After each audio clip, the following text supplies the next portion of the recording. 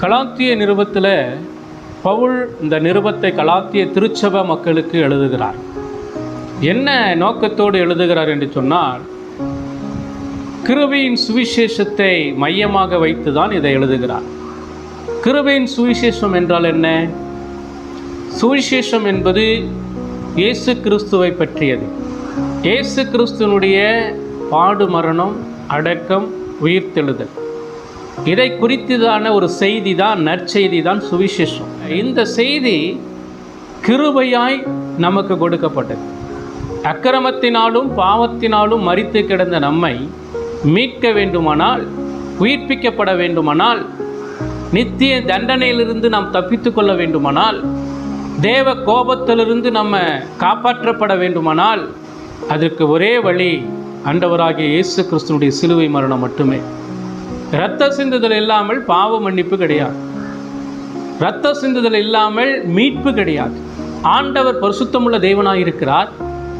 பாவியாகிய நம்மீது அவர் கோபமுள்ள தேவனாக இருக்கிறார். நம்மை பட்சிக்கும்படிக்கு, நம்மை நித்திய நரகத்திலே தள்ளும்படிக்கு அவர் எப்பொழுதும் ஆயத்தமுள்ளவராக இருக்கிறார். எல்லாரும் பாவம் செய்து தேவ மகிமையற்றவர்களானார்கள் என்கிற வேத வசனத்தின்படி உலகத்தில் இருக்கிற ஆதாம் மூலமாய் பிறந்த எல்லா மக்களும் பாவிகளாக இருக்கிறார்கள். அப்படிப்பட்டதான பாவமுள்ள மக்கள் கூட்டத்திலிருந்து தேவன் உலக தோற்றத்துக்கு முன்பாகவே ஒரு சிலரை தெரிந்து கொண்டார். தெரிந்து கொள்ளப்பட்டதான பாவிகளுக்காக இயேசு கிறிஸ்து பிதாவினால் இந்த உலகத்துக்கு அனுப்பப்பட்டார்.